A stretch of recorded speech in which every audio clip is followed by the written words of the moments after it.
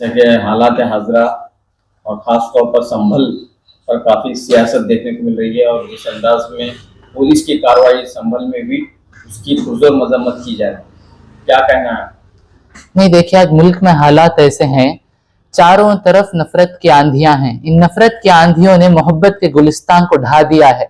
अगर इस नफरत के दौर में भी अगर कोई मोहब्बत की दुकान कामयाबी और कामरानी से चला रहा है तो वो हमारी कांग्रेस पार्टी है। अभी संभल में जो वाकया पेश आया, अभी मस्जिदों का सर्वे निकाल रहे हैं। जब 1947 के बाद 1991 में 11 जुलाई को कानून नाफिज हो गया कि the places of worship act 1991 जब नाफिज हुआ, जब वो कहता है प्रोविजन निकाले गए, सेक्शन 3, सेक्शन 6 और सेक्शन 8 जब बोल रहा है कि कोई भी मस्जिदों को हाथ नहीं लगाएंगे, कुछ भी नहीं करेंगे, तो फिर सर्वे लेने की जरूरत ही नहीं पड़ती कुछ भी। अब ये लोग सर्वे निकाल के क्यों मुसलमानों के साथ छेड़ाछाड़ी कर रहे हैं मुझे नहीं मालूम। अभी 5 हमारे नौजवान भाई शहीद हो गए संभल में।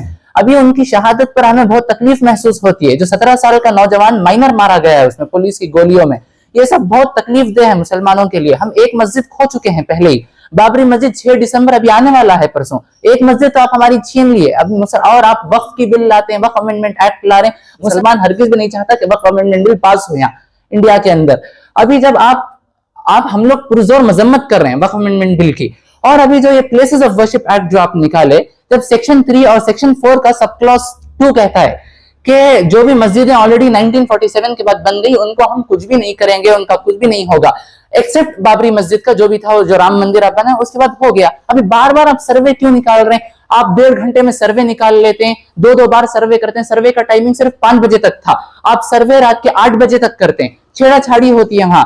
अगर पत्थरबाजियां कर रहे थे तो पुलिस वाले लाठियां भी चला सकते थे, गोली मारने की तो जरूरत नहीं थी ना। 5 नौजवानों को आप शहीद कर दिए, इसका जिम्मेदार कौन है उत्तर प्रदेश के अंदर?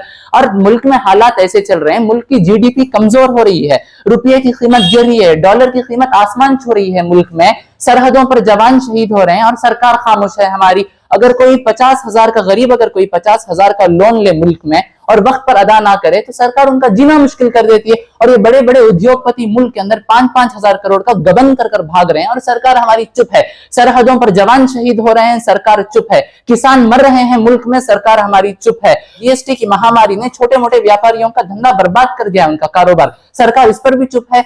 और इतना सब मुल्क में हो रहा है, हमारी सरकार खामोश है। मुल्क में कोई भी रिएक्शन नहीं देते, कोई भी कुछ भी जवाब नहीं देते, और हर बार आए दिन या तो वक्फ का उठा देते हैं, या तो मस्जिदों पर सर्वे करते हैं, या फिर मुसलमानों की सिटीजनशिप पर उठा देते हैं। अगर सरकार को अगर मुसलमानों से इतनी नफरत है, अगर हमारी सिटीजनशिप पर भी आपको नफरत है, तो आप कॉन्स्टिट्यूशन ऑफ इंडिया का आर्टिकल 5 से आर्टिकल 15 पढ़े उठा के। आप सिटीजनशिप के बारे में, नेशनैलिटी के बारे में आप कॉन्स्टिट्यूशन नहीं पढ़ते, आप कुछ भी लाके कानून नाफिज कर देते हैं, गोलियां चला देते हैं। ऐसा मुल्क नफरत से नहीं चलने वाला है हरगिज भी। कांग्रेस पार्टी अपनी जिम्मेदारी अदा कर रही है?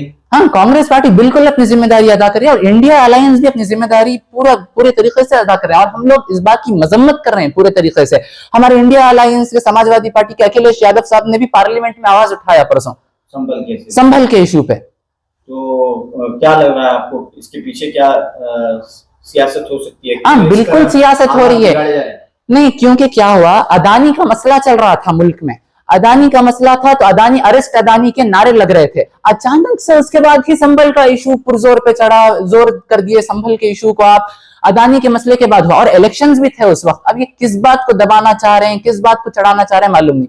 अब अगर मुसलमान कोई आवाज उठाएंगे, कोई भी हमारे अकाबरीन आवाज उठाएंगे, आप उन्हें जेलों में बंद कर देंगे। अरे मसला तो ऐसा है मुल्क में, हम आह भी करते हैं तो हो जाते हैं बदनाम, वो कत्ल भी करते हैं तो चर्चा नहीं होता। तो इस तरह के हालात हैं। हाँ, तो क्या जिम्मेदारी होनी चाहिए? नहीं, और देखिए, अदालत को भी फैसला करना चाहिए। एक बार जब आप कानून नाफिज कर दिए, the places of worship act जब आप नाफिज किए 11 जुलाई को, सेक्शन 3, सेक्शन 6, सेक्शन 8 आप नाफिज किए, या आप सेक्शन 3 में एक बार बोल रहे हैं कि नहीं, मस्जिदों को कुछ भी नहीं करेंगे, इबादत गाहों पे कुछ भी हमले नहीं होंगे, आप कुछ भी उनको दखल अंदाजी मदाखिलत नहीं करेंगे, और सेक्शन 3 में आप ये भी कहते हैं, प्रोविजन में ये भी कहते हैं, नहीं सर्वे होने देंगे, कुछ भी नहीं सर्वे होने देंगे। अरे जब आप हाथ लगाने की बात नहीं कर रहे हैं तो फिर सर्वे क्यों करना चाह रहे हैं? आप क्या मिलना चाह रहे हैं? आपको 150 साल से थी जामा मस्जिद वहां संभल में, 150-200 साल से जायद थी मस्जिद वहां, तो फिर सर्वे की जरूरत क्यों पड़ गई अचानक से वहां उत्तर प्रदेश में? अब मैं हमारे उत्तर प्रदेश के जो चीफ मिनिस्टर हैं उनसे भी मैं गुजारिश कर रहा हूं, हमारे उत्तर प्रदेश के जो चीफ मिनिस्टर हैं उनको बुलडोजर चलाने का बहुत बड़ा शौक है। अभी जो नौजवान शहीद हुए उत्तर प्रदेश में, क्या आप उन पुलिस वालों के घरों पर आप बुलडोजर चलाएंगे वहां पे?